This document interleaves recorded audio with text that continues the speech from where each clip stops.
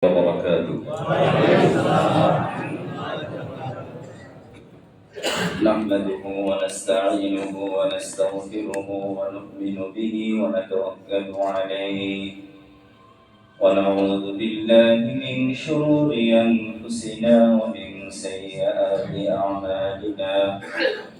من يهد الله فلا مضل له ومن يضلله فلا هادي له. ونشهد أن لا إله إلا الله وحده لا شريك له. ونشهد أن سيدنا وسندنا وحبيبنا ومولانا محمدا عبده ورسوله الذي أرسله بالحق بشيرا ونذيرا وداعيا إلى الله بإذنه وسراجا وقمرا منيرا. أما بعد فقد قال الله تعالى في كلامه المجيد وفي فرقانه الحميد. أعوذ بالله من الشيطان الرجيم. بسم الله الرحمن الرحيم.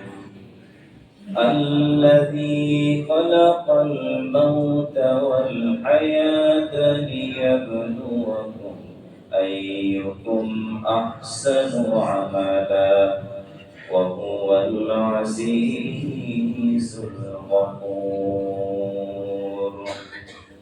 وقال رسول الله صلى الله عليه وسلم: إذا مات الإنسان انقطع عمله إلا من ثلاثة: صدقة جارية أو علم ينتفع به أو ولد صالح يدعو له، أو كما قال عليه الصلاة والسلام: إن الله وملائكته يصلون على النبي يا أيها الذين آمنوا صلوا عليه وسلموا تسليما.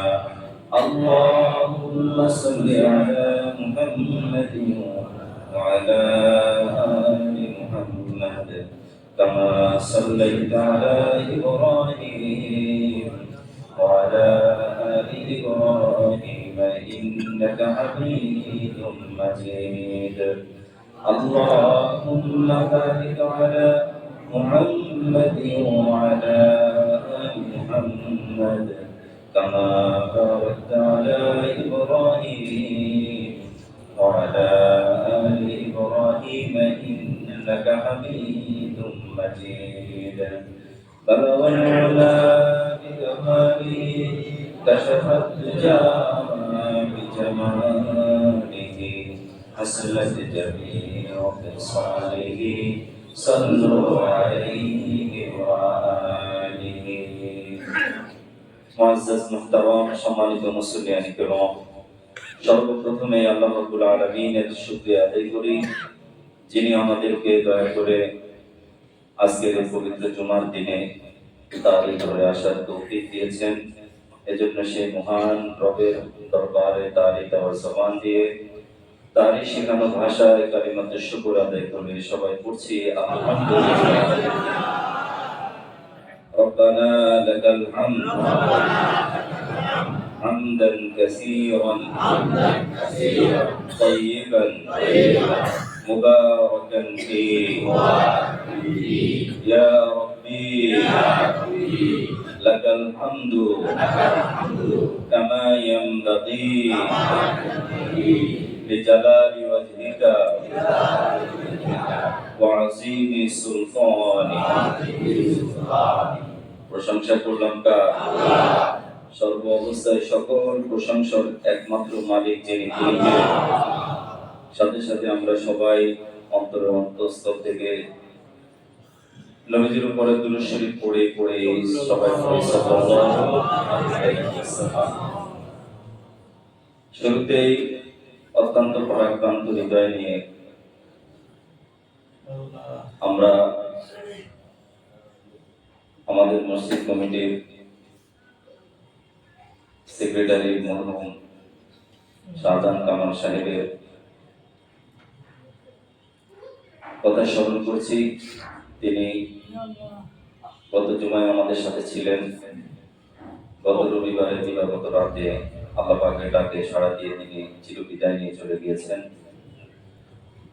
আমরা আজকের এই জুমার দিনে তার জন্য শুরুতেই আল্লাহ পাকের কাছে একান্ত প্রার্থনা করি, দোয়া করি আল্লাহ রাব্বুল আলামিন যেন তার হায়াতে জিন্দেগীর সমস্ত গুনাহ মাফ করে দেন, এবং আল্লাহ রাব্বুল আলামিন তার কবরটাকে যেন নূরে মুনাওয়ার বানিয়ে দেন। তিনি মসজিদে দায়িত্ব পালনকালীন সময়ে যে ভালো কাজের মাধ্যমে আমাদের কাছে স্মরণীয় হয়ে আছেন, আমরা ব্যথিত হয়েছি। আল্লাহ রাব্বুল আলামিন যেন এই ভালো কাজগুলো আমাদের সবাইকে করার তৌফিক দান করে দেন। মানুষ হিসেবে কোনো ভুল ভ্রান্তি হয়ে থাকলে আল্লাহ তাআলা যেন নিজ গুণে তাকে মাফ করে দেন। আমি কোরআনুল কারীমের সূরা মুলকের ২য় নম্বর আয়াতটি তেলাওয়াত করেছি। সূরাতুল মুলক আল্লাহ পাকের রাজত্বের কথা আল্লাহ তাআলা তুলে ধরেছেন, তার ক্ষমতার কথা তুলে ধরেছেন। তাবারাকাল্লাযী বিয়াদিহিল মুলকু ওয়া হুয়া আলা কুল্লি শাইইন কাদির। যে বরকতময় আল্লাহ তাআলা, যার হাতে সকল কর্তৃত্ব, ক্ষমতা এবং নিয়ন্ত্রণ। তিনি শুধু ক্ষমতাবান না, তিনি নিয়ন্ত্রক। আমাদেরকে নিয়ন্ত্রণ করেন কে? আল্লাহ। কন্ট্রোলার তিনি।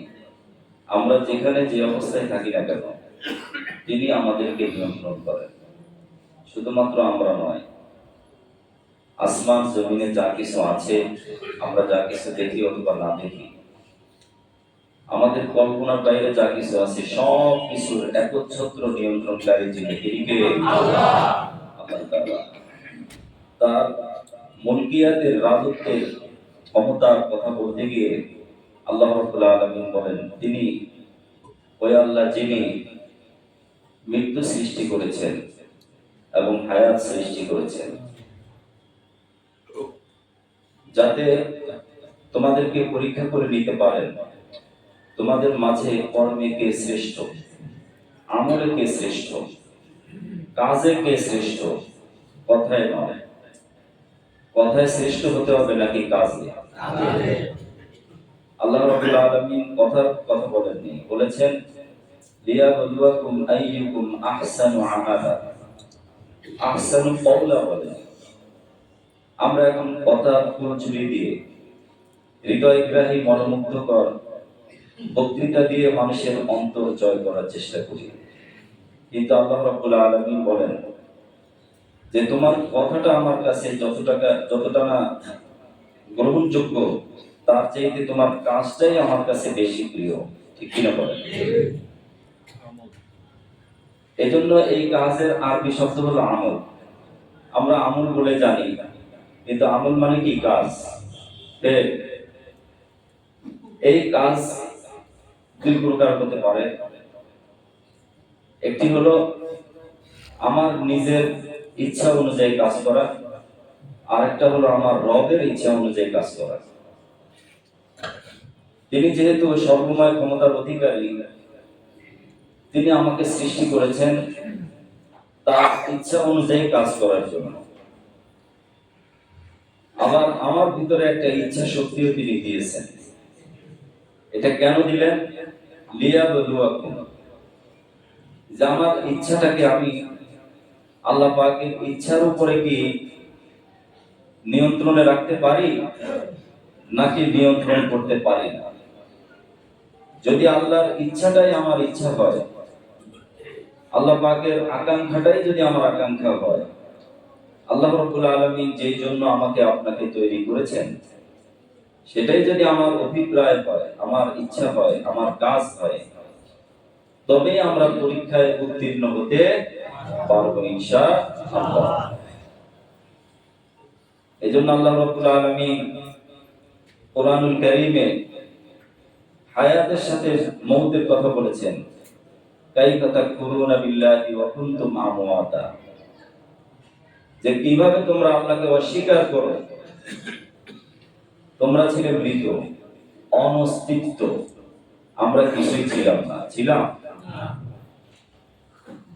সূরা দাহরের মধ্যে আল্লাহ রাব্বুল আলামিন বলেছেন, হাল আতা আলাল ইনসানি হিনুম মিনাদ দাহরি লাম ইয়াকুন শাইআম মাযকুরা,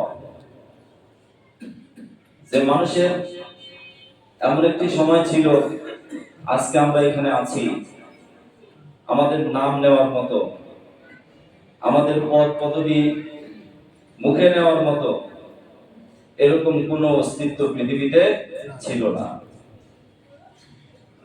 আমরা কোনো কিছুই ছিলাম না। এজন্য মৃত্যুটাকে আল্লাহ রাব্বুল আলামিন অনস্তিত্বের সাথে তুলনা দিয়েছেন। কারণ মৃত্যুর পরবর্তী জীবনটাই হলো আসল জীবন।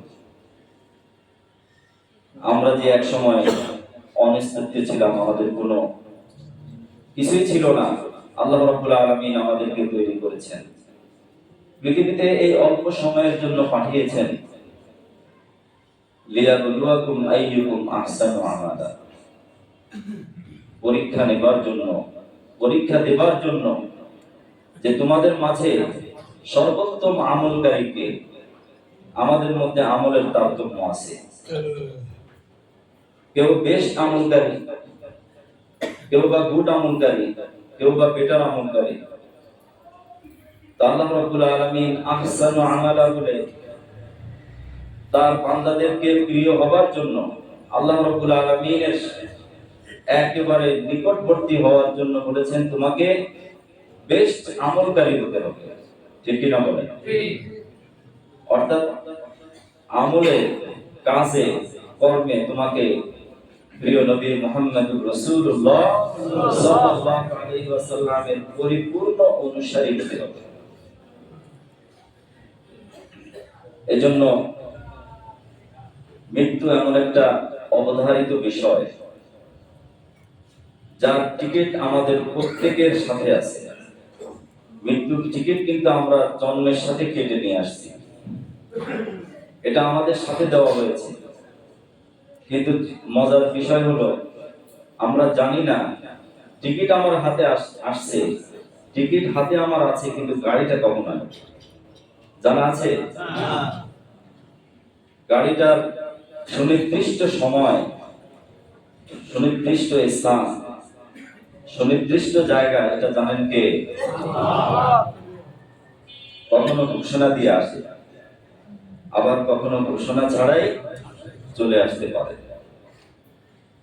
এজন্য মুহতারাম হাজিরিন, মৃত্যুর টিকিট যেহেতু আমাদের হাতে আছে, আমরা এই টিকিট নিয়ে যদি এখন অবহেলা করি, উদাসীন থাকি, আমরা যদি আমাদের গাড়ি নিয়ে, আমাদের বাড়ি নিয়ে, আমাদের কর্মব্যস্ততা নিয়ে, আমাদের পরিবার নিয়ে, আমাদের পদ পদবি নিয়ে, আমাদের পার্থিব চাকচিক্য, ধন দৌলত, ঐশ্বর্য নিয়ে যদি আমরা ব্যস্ত থাকি, টিকিট আমার হাতে আছে, ঠিকই গাড়ি আসবে, কিন্তু তখন আমার প্রস্তুতি থাকবে না। আমি গাড়িতে উঠতেই হবে, হয়তো তখন আমার আমল নামক যে পোশাক, এই পোশাকটা আমার শরীরে থাকবে না। হতে পারে কি পারে না?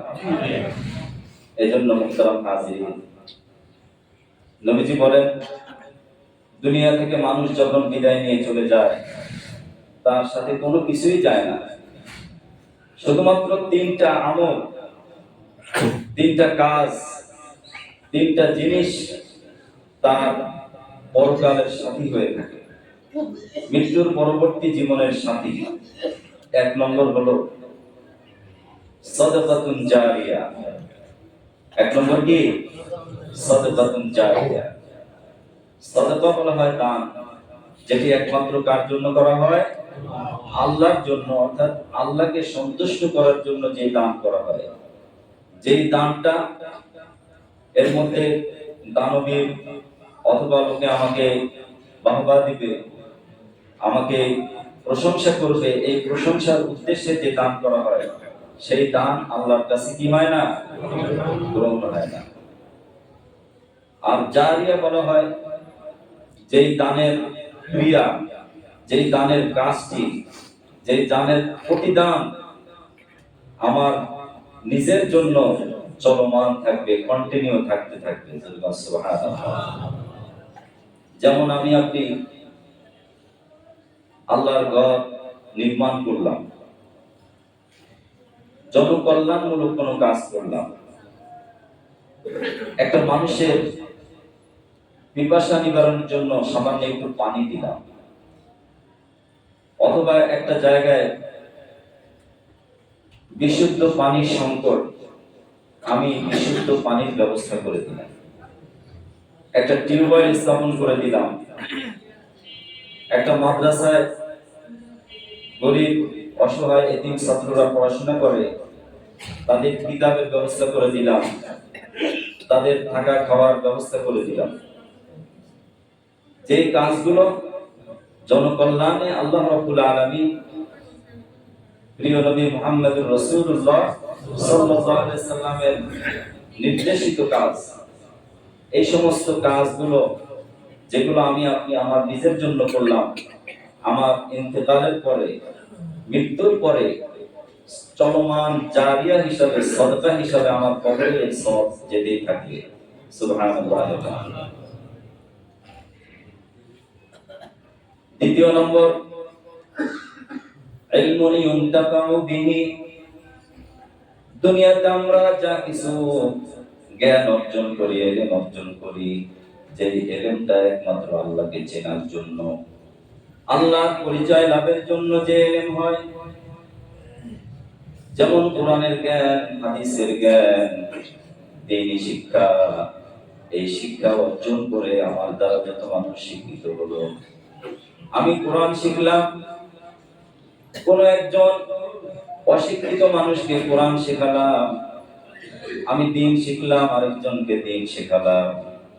যে জ্ঞানকে হাদিসের ভাষায় উপকারী জ্ঞান বলা হয়েছে, উপকারী জ্ঞান, অপকারী জ্ঞান নয়।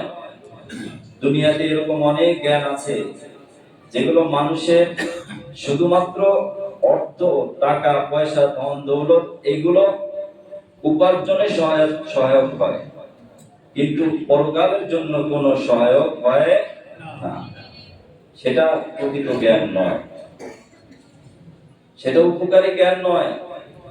যে জ্ঞানের মাধ্যমে আমি আমার নিজের অস্তিত্বকে জানতে পারলাম না, আমি আমার সৃষ্টির উদ্দেশ্যকে জানতে পারলাম না, যে জ্ঞানের মাধ্যমে আমি আমার রবের পরিচয় জানলাম না, যে জ্ঞানের মাধ্যমে আমি আমার দুনিয়ার এই কর্ম এটাই উপলব্ধি করতে পারলাম না, ভালো মন্দ নির্ণয়ের জ্ঞান হলো না, সেই জ্ঞান প্রকৃত জ্ঞান হতে পারে না। এজন্য নবীজি বলেছেন, আও ইলমুন ইউনতাফাউ বিহি, এমন ইলম, এমন জ্ঞান, যে জ্ঞান দ্বারা উপকৃত হওয়া যায়, যে জ্ঞান উপকারী জ্ঞান, মানুষকে মানুষ হতে সাহায্য করে, মানুষকে মানবিক হতে সাহায্য করে, অপর মানুষের কষ্টে তার ভিতরে কষ্ট হয়, অপর মানুষের দুঃখে সে দুঃখ পায়, এমন জ্ঞানী ব্যক্তিরা যখন সে তার জ্ঞান বিতরণ করবে, এই জ্ঞানের মাধ্যমে যত মানুষ উপকৃত হবে, সে দুনিয়া থেকে বিদায় নিয়ে হয়তো কবরে শুয়ে থাকবে। যত ছাত্র সে করেছে, যত মানুষকে সে কোরআন শিখিয়েছে, যত মানুষকে সে নামাজের জন্য ডেকেছে, যত মানুষকে তার উপকারী জ্ঞান বিতরণ করেছে, তারা দুনিয়া থাকতে যত জ্ঞান অর্জন করুক, যত মানুষকে বিতরণ করুক, একটা সওয়াব জারিয়া হিসাবে তার কবরে যেতেই থাকে। সাদাকাতুন জারিয়া, ইলমুন ইউনতাফাউ বিহি। এই গেল 2 নম্বর। 3 নম্বরে নবীজি বলেন, ওয়ালাদুন সালিহুন ইয়াদউলা, এমন নেক সন্তান, যেই সন্তান তার জন্য দোয়া করবে। এখন দুনিয়াতে আমাদের অনেক সন্তান সন্ততি আছে, কিন্তু যেই সন্তানকে কোরআনের ভাষায়, নবীজির ভাষায় বলা হয়েছে ওয়ালাদুন সালিহুন, নেক সন্তান। নেক সন্তানের সংজ্ঞা কি? নেক সন্তানের পরিচয় বিশ্বনবী মুহাম্মদুর রাসূলুল্লাহ সাল্লাল্লাহু আলাইহি সাল্লাম দিয়েছেন। ওয়ালাদুন সালিহুন আল্লাযী ইয়াজরি ফি দীনিল্লাহি, যার পরিচালনা, যার চলাফেরা দ্বীনের মধ্যেই হয়, অর্থাৎ আল্লাহ রাব্বুল আলামিনের বিধান অনুযায়ী যে সন্তান চলবে এবং মাতা পিতার উপযুক্ত শিক্ষা পেয়ে যারা উপযুক্ত সন্তান হবে, এই সন্তানের নেক দোয়া মা বাবার কবরে চলমান থাকবে। সুবহানাল্লাহ। দোয়া করুক অথবা না করুক, সন্তানকে আলেম বানিয়েছে, সন্তানকে সে দ্বীনের পথে রেখে দুনিয়া থেকে বিদায় নিয়েছে। এই সন্তান যতদিন দ্বীনের উপরে থাকবে, তার দ্বারা যত মানুষ উপকৃত হবে, ওয়ালাদুন সালিহ হিসাবে একজন বাবা, একজন মা, একজন অভিভাবক কবরের মধ্যে তার এই সন্তানের চলমান সওয়াব পেতেই থাকবে। সুবহানাল্লাহ। এজন্য নবীজি বলেন আকসিরু যিকরা হাসিমিল লাজ্জাতিল মাউত। দুনিয়াতে মানুষ সব কিছু ভুলে যেতে পারে, সব কিছু মানুষ থেকে বিচ্ছিন্ন হয়ে যেতে পারে, কিন্তু মৃত্যু নামক বস্তু কখনো বিচ্ছিন্ন হবে না। মৃত্যু থেকে আমরা কখনো বিচ্ছিন্ন হতে পারবো না। জন্মের সাথে সাথে যখন আল্লাহ রাব্বুল আলামিন আমাদের হাতে মৃত্যুর টিকিটটা ধরিয়ে দিয়েছেন, এই টিকিটকে সব সময় যত্ন করে রাখতে হবে। আর যত্ন করে রাখার উপায় হলো আল্লাহ রাব্বুল আলামিনের বিধানকে দুনিয়ার জীবনে মেনে চলতে হবে। ঠিক কি না বলেন? আল্লাহর বিধান, আল্লাহ রাব্বুল আলামিন যে আমলের মাধ্যমে আপনাকে আমাকে ভালো মৃত্যু দিবেন, সুন্দর মৃত্যু হবে, তার ভিতরে এক নম্বর আমল হলো যে ব্যক্তি 5 ওয়াক্ত সালাত আমাদের সাথে আদায় করবে, নামাজের ইহতিমাম করবে, গুরুত্ব সহকারে নামাজ আদায় করবে, ওই নামাজি ব্যক্তির জন্য ভালো মৃত্যু অবশ্যই আসবে। ঠিক কিনা বলেন? 2 নম্বর হলো যে ব্যক্তি বেশি বেশি আল্লাহর রাস্তায় সাদকা করবে। একজন সাদকাকারী ব্যক্তি অনেক বিপদ আপদ থেকে আল্লাহ রাব্বুল আলামিন তাকে রক্ষা করেন। এজন্য নবীজি বলেন যে তুমি ওই সময় পর্যন্ত খরচ করতে থাকো আল্লাহর দেওয়া সম্পদ থেকে, আল্লাহর দেওয়া মাল থেকে, আল্লাহর দেওয়া সময় থেকে আল্লাহর রাস্তায় তুমি ব্যয় করতে থাকো। যখন এমন একটি সময় আসবে তুমি বলবে যে আল্লাহ আমাকে আবার দুনিয়াতে একটু পাঠান, দুনিয়াতে আবার যেতে চাই, আমি আরেকটু সদকা করতে চাই, আরেকটু নেক আমল করতে চাই, আমি ভালো হয়ে আসতে চাই। জান্নাতীরাও পর্যন্ত এই আফসোস করতে থাকবে আজকে এই মর্যাদা আমার আরো বৃদ্ধি পেত আমি যদি দুনিয়াতে আরেকটু ভালো কাজ করে আসতে পারতাম।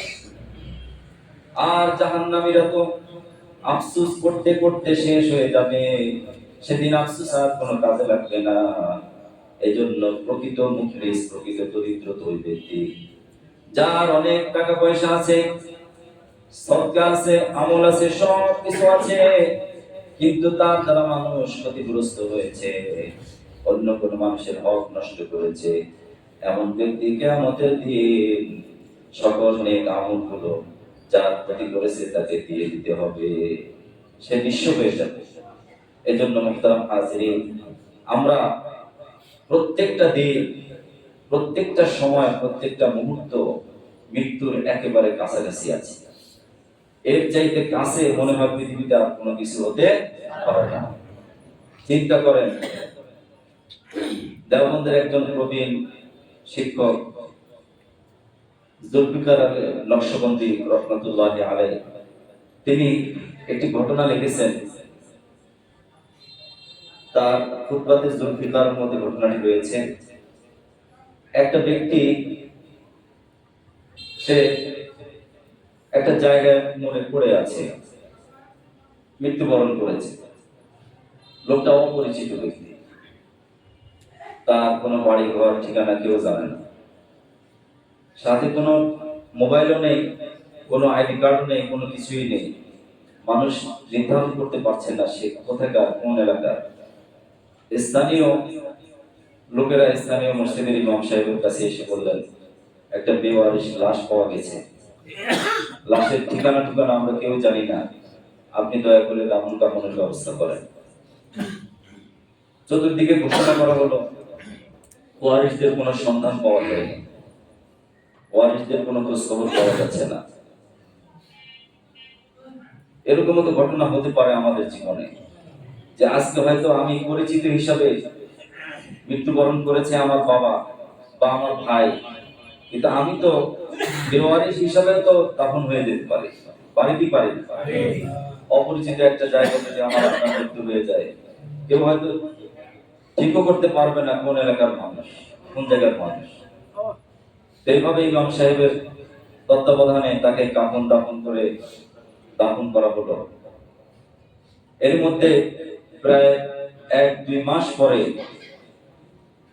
খুঁজতে খুঁজতে তার সন্তানেরা জানলো যে এই এলাকায় একটা বেওয়ারিশ লাশ দাফন করা হয়েছে।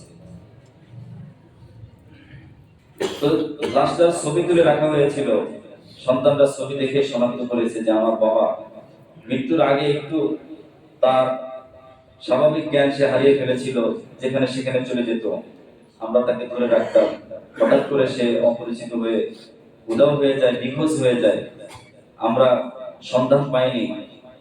খবর পেয়েছি যে এই এলাকায় একটা লাশ বেওয়ারিশ হিসেবে তাকে দাফন করা হয়েছে। পরে ওই সন্তানরা বলল যে আমার বাবার অর্থ, টাকা পয়সা, ধন দৌলত কোনো কিছুর অভাব নেই। আমরা 4 ভাই, প্রত্যেকটা ভাই যার যার অবস্থানে সুপ্রতিষ্ঠিত, আমাদের শিক্ষা দীক্ষা, টাকা পয়সা কোনো কিছুর অভাব নাই। কিন্তু বড় আফসোস, কষ্টের কথা, আজকে আমাদের বাবা বেওয়ারিশ হিসাবে দাফন কাফনের পরিস্থিতির সম্মুখীন হলো, অথচ আমরাও জানলাম না। তিনি বলেন যে এই ঘটনা থেকে আমাদের জন্য শিক্ষা, যে আমরা যদি এরকম বেওয়ারিশ হিসাবে দাফন হয়ে যাই, আমাদের সন্তানরা হয়তো খবর পেতেও পারে, নাও পেতে পারে, কিন্তু আমার আপনার সাথে কি যাবে? এই 3টা জিনিস যাবে। 1 নম্বর কি? সাদাকাতুন জারিয়া। 2 নম্বর এমন এলেম, যে এলেমটা আমার নিজের উপকার হবে, আমার দ্বারা অন্য মানুষ উপকৃত হবে। 3 নম্বর হলো নেক সন্তান বানাতে হবে। যাদেরকে আমরা উচ্চ শিক্ষিত বানাচ্ছি, অনেক বড় বড় ডিগ্রিধারী বানাচ্ছি, এই সন্তানকে নেক সন্তান বানানোর দায়িত্ব আমার আপনার, ঠিক কিনা বলেন? এই 3টা আমলকে যদি আমরা সাথে রাখতে পারি, তাহলে মৃত্যুর পরবর্তী আলেম বারসাখ কবরের জীবনে আল্লাহ রাব্বুল আলামিন জান্নাতি ব্যক্তির জন্য কবরটা জান্নাতের বিছানা বিছিয়ে জান্নাতের হাওয়া তার কবরে জারি করে দিবেন। মালাকুল মউত তার জান নেওয়ার জন্য, রূহ নেওয়ার জন্য, জান্নাতি ব্যক্তির জান কবজের জন্য জান্নাত থেকে রেশমি রুমাল নিয়ে তার সামনে উপস্থিত হয়ে যাবে। সুবহানাল্লাহ। অপরদিকে যদি মৃত্যু খারাপ হয়, নেক আমলের সাথে না থাকতে পারি, তাহলে জাহান্নামের ফেরেশতারা আযাব এবং গজবের দুঃসংবাদ নিয়ে আমাদের সামনে আসবে, সেদিন আর কিছুই করার থাকবে না। এজন্য নবীজি একেবারে মৃত্যুর শয্যায় শায়িত অবস্থায় তিনি 2টি কথা উম্মতকে বলেছেন। তিনি বলেছেন যে as-salat as-salat ওয়া মা মালাকাত আইমানুকুম। মৃত্যু যন্ত্রণায় তিনি সম্পদ ভাগ বন্টনে ব্যস্ত হয়ে যাননি, অথবা তিনি অন্য কোনো কাজে ব্যস্ত হননি। তিনি বলেছেন, নামাজের কাতার দেখে তিনি বলেছেন যে সালাত সালাত। হে আমার উম্মতেরা, তোমরা যতদিন সালাতের সাথে সম্পৃক্ত থাকবে এবং তোমাদের অধীনস্থ দাস দাসীদের ব্যাপারে সতর্ক থাকবে, ততদিন আমি রাসূল তোমাদের জন্য কিয়ামতের দিন সুপারিশ করব। সুবহানাল্লাহ। এজন্য নবীজির সুপারিশ আমাদের দরকার আছে না নাই? এজন্য মুহতারাম হাজিরিন, একজনের মৃত্যুতে তার ভালো কাজগুলোকে আমরা স্মরণ করে সেই ভালো কাজ করব। অপরদিকে আমরা মৃত্যুর জন্য সব সময় প্রস্তুত থাকব, যে কোনো সময় আজরাইল আলাইহিস সালাম আমাদের পাশে এসে যেতে পারে। এজন্য প্রস্তুত থাকার জন্য আমরা সবাই রাজি আছি ইনশাআল্লাহ। আল্লাহ তাআলা যেন আমাদের সবাইকে খাতেমা বিল খায়ের দান করে দেন, বলি আমিন। ঈমানের সাথে যেন আমরা থাকতে পারি, নেক আমলের সাথে থাকতে পারি। আল্লাহ পাক আমাদের সবাইকে মঞ্জুর করে নেন, বলি আমিন।